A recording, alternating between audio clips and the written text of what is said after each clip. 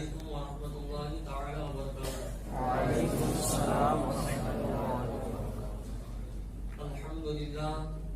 الحمد للہ رب العالمین والعاقبۃ للمتقین والصلاة والسلام على سید الانبیاء والمرسلین وعلى آلہ واصحابہ اجمعین.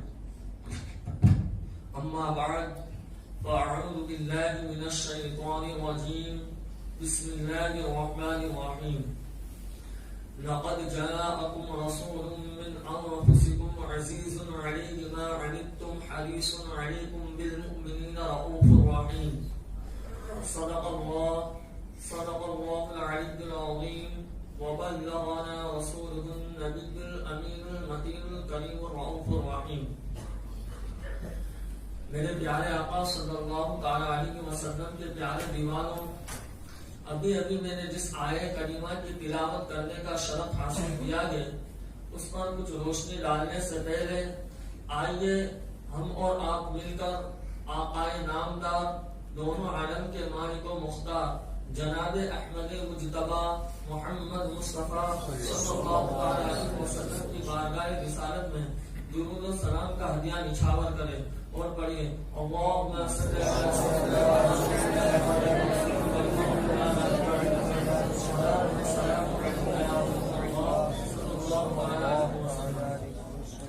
میرے پیارے آقا صلی اللہ تعالی علیہ وسلم کے پیارے دیوانوں، آج میری تقریر کا عنوان فکر امت ہے.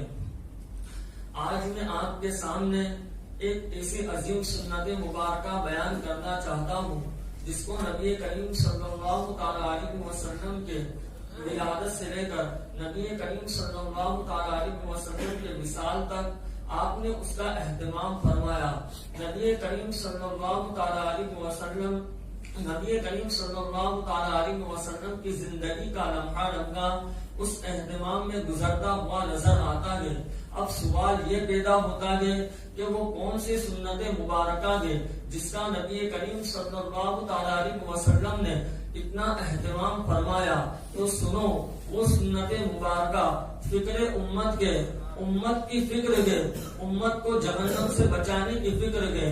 نبی کریم صلی اللہ تعالی علیہ وسلم کو فکر امت کا اتنا شدید احساس تھا کہ کبھی حجرہ عائشہ میں تو کبھی جنت البقیع میں روتے ہوئے نظر آتے تھے. ساری دنیا سوتی تھی مگر آقا کریم صلی اللہ تعالی علیہ وسلم روتے ہوئے نظر آتے تھے. نبی کریم صلی اللہ تعالی علیہ وسلم کے حیات طیبہ میں کوئی رات ایسی نہیں بتا سکتے کہ جس میں نبی کریم صلی اللہ تعالی علیہ وسلم نے ہمارے لیے مصلی پر آنسو نہ بگائے گو اور ہمارے لیے دعائیں نہ کی گو.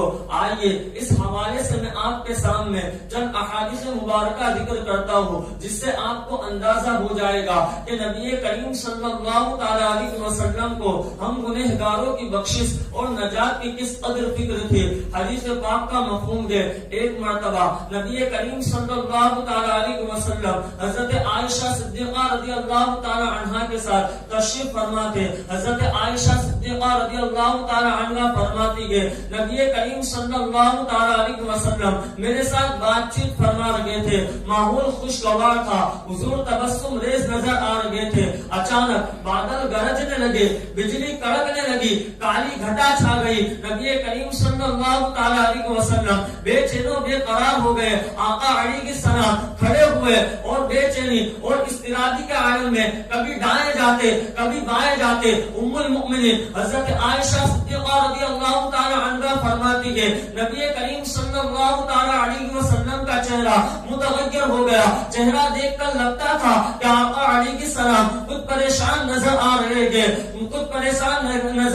گے، یہی کیفیت تھی کہ آسمان سے باران رحمت کا نزول ہوا. نبی کریم صلی اللہ تعالی علیہ وسلم مسکرانے لگے. ام المؤمنین حضرت عائشہ صدیقہ رضی اللہ تعالی عنہا نے عرض کی یا رسول اللہ صلی اللہ تعالی علیہ وسلم آخر کیا وجہ ہے کہ جب بادل گرج رہے تھے تو آپ پریشان نظر آ رہے تھے، جب بجلی کڑک رہی تھی تو آپ پریشان نظر آ رہے تھے، لیکن جب آسمان سے باران رحمت کا نزول ہوا تو آپ مسکرا رہے گے. نبی کریم صلی اللہ تعالی علیہ وسلم نے ارشاد فرمایا اے عائشہ، قوم بنی اسرائیل پر بھی یہ منظر چھا جاتا تھا. وہ سمجھتے تھے کہ اب ہم پر باران رحمت کا نزول ہوگا، لیکن ان پر انگارے برسائے جاتے تھے، پتھر برسائے جاتے تھے۔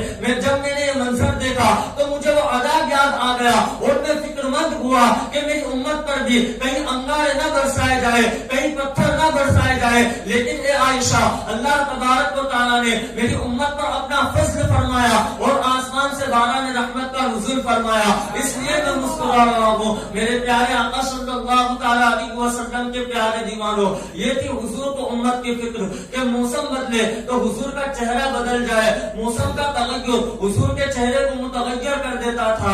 آپ کو اس حدیث مبارکہ سے اندازہ لگ گیا ہوگا کہ نبی کریم صلی اللہ تعالیٰ علیہ وسلم کو امت کی کس قدر فکر تھی۔ اس لیے تو رب تبارک و تعالیٰ قرآن مقدس میں ارشاد فرماتا ہے، لقد جاءکم رسول من انفسکم عزیز علیہ ما عنتم حریص علیکم بالمؤمنین رؤوف رحیم۔ بے شک تمہارے پاس تشریف لائے وہ رسول کہ جن پر تمہارا مشقت میں پڑنا گرا گے اور تمہاری بھلائی کے نہایت چاہنے والے، اور مسلمانوں پر کمال مہربان۔ میرے پیارے آقا صلی اللہ تعالیٰ علیہ وسلم کے پیارے دیوانوں، نبی کریم صلی اللہ تعالیٰ علیہ وسلم کے حیات طیبہ میں وہ ہر رات ہمارے لیے آپ دیدہ نظر آئے، ساری زندگی امت کی فکر فرماتے رہے، اور یہ فکر امت ہی کا حصہ تھا کہ جب ولادت کے موقع پر نبی کریم صلی اللہ تعالیٰ علیہ وسلم نے سجدے میں سر رکھ کر امت کے لیے دعا فرمائی۔ جب معراج کے لیے تشریف لے گئے تو وہاں بھی امت کو یاد فرمایا۔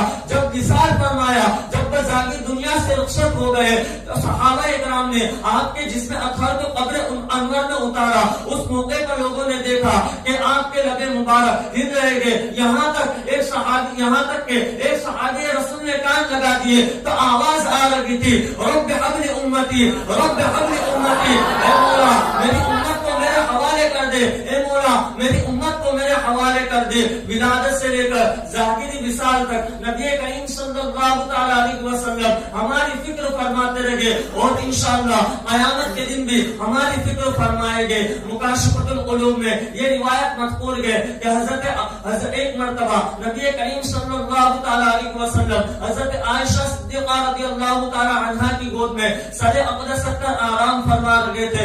حضرت عائشہ صدیقہ رضی اللہ تعالیٰ عنہا کی آنکھیں اشک بار ہو گئی اور آنسوؤں کے چند قطرے رخ مصطفیٰ صلی اللہ تعالیٰ علیہ وسلم پر پڑے۔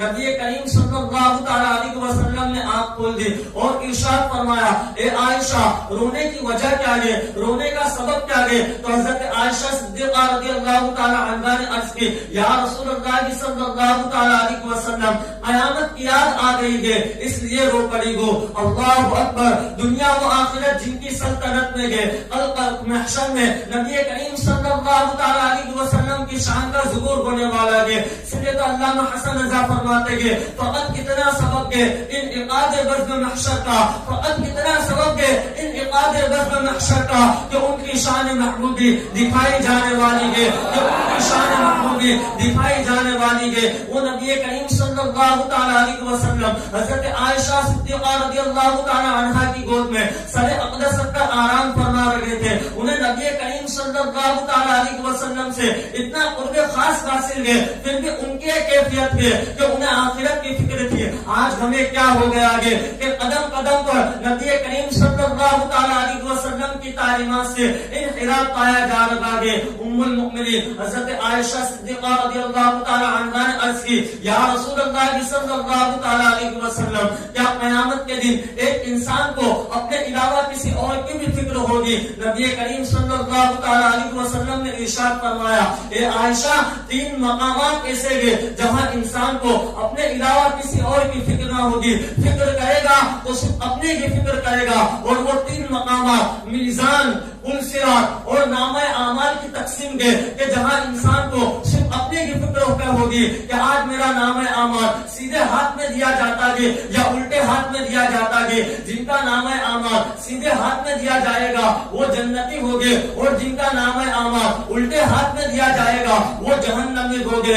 اور پل صراط جو بال سے زیادہ باریک، تلوار سے زیادہ تیز اور انگارے سے زیادہ گرم ہے، جب بندہ اس پر قدم رکھنے کے قریب ہوگا تو صرف اپنے کی فکر کرے گا کہ آج میں اس راستے کو عبور کر سکوں گا یا نہ کر سکوں گا۔ اور میزان جہاں لوگوں کے نامہ اعمال تولے جائیں گے، ہر ایک کی نظر نیکیوں کے